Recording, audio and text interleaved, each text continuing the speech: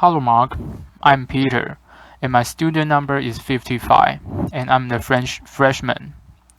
Now, I'm going to read a speech. I saw Lidsky. What reality are you creating for yourself? When Dorothy was a little girl, she was fascinated by her goldfish. Her father explained to her that fish swim by quickly wagging their tails to propel themselves through the water. Without hesitation, little Dorothy responded, "Yes, Daddy." The fish swam backward by wagging their head. Laughter. In her mind, it was a fact as true as any other. Fish swim backwards by wagging their head. She believed it. Our lives are full of fish swimming backward. We make assumptions and faulty leaps of logic. We harbor bias. We know that we are right, and they are wrong. We feel the worst. We strive for untenable perfection. We tell ourselves that we can and we cannot do. In our mind, fish swim by in reverse, frantically wagging their heads, and we don't even notice them. I'm going to tell you 5 facts about myself. One fact is not true. 1. I graduated from Harvard at 19 with an honor degree in mathematics. 2. I currently run a construction company in Orlando. 3. I stare on a television sitcom. 4. I lost my sight to a rare genetic eye disease. 5. I serve as a law clerk to 2 U.S. Supreme Court justices. Which fact is not true? Actually, they are all true. Yeah, they are all true. Applause. At this point, most people really only care about the television show. Laughter. I know this from experience, okay?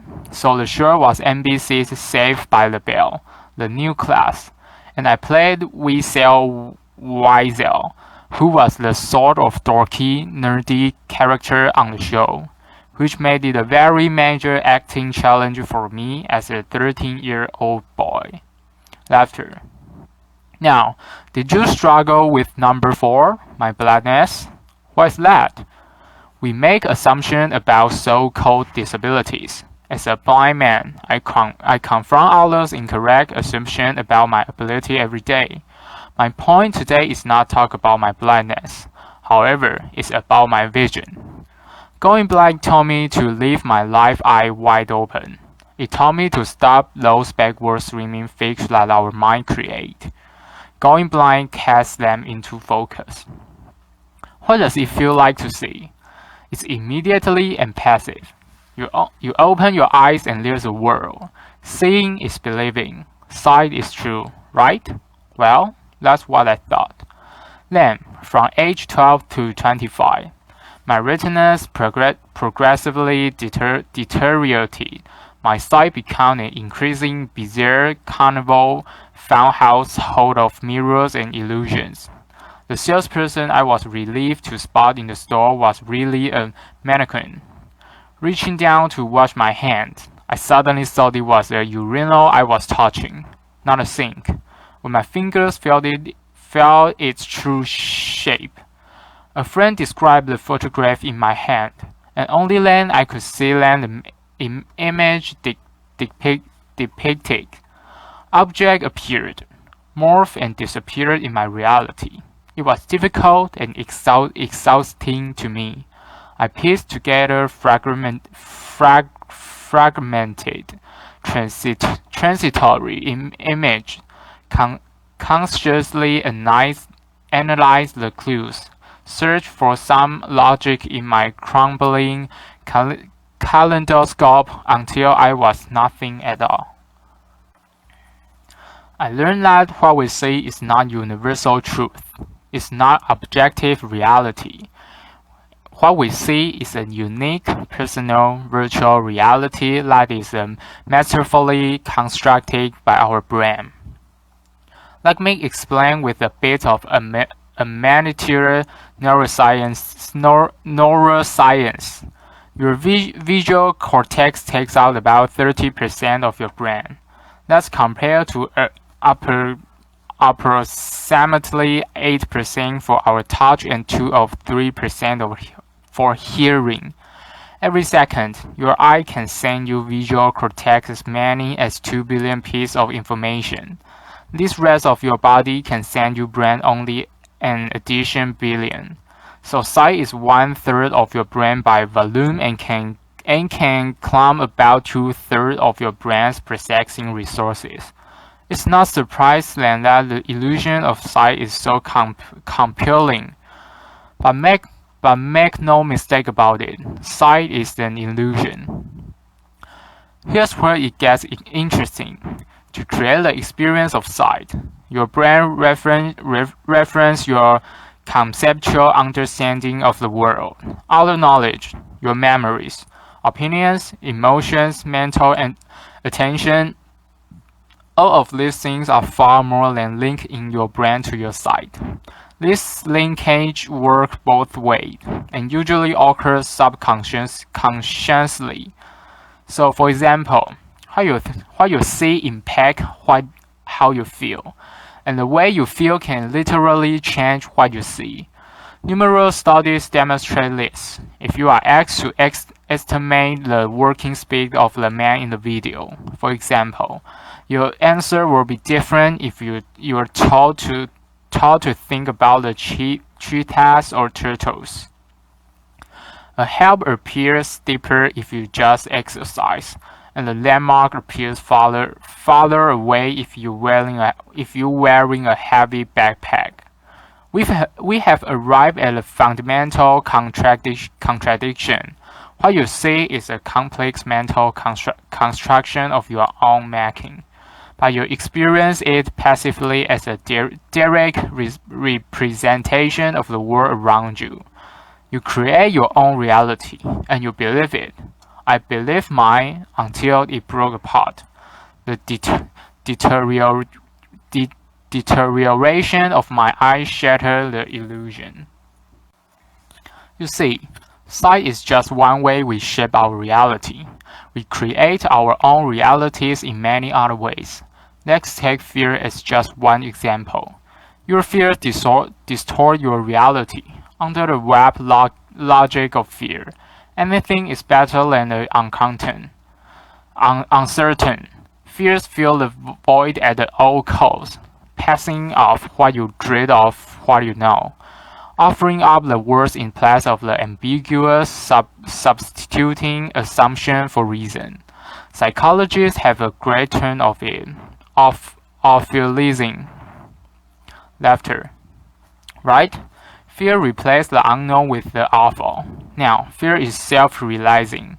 When you face the greatest need to look outside yourself and think critically, fear beats a retreat deep inside your mind, shrinking and distorting your view, drawing your capacity for critical thought with a flood of disruptive emotion. When you face a compelling opportunity to take action, fear lures you into inaction, enticing you to passively watch its prophecy fulfill themselves. When I was diagnosed with my blinding disease, I knew blindness would ruin my life. Blindness was a death sentence for my independence. It was the end of an achievement for me. Blindness meant I would live an unremarkable life, small and sad, and likely alone. I knew it. This was a fiction born of my fear, but I believed it. It was a lie, but it was my reality, just like those backwards swimming fish in the little Dorothy's mind. If I had not confronted the reality of my fear, I would have lived it. I am certain of that.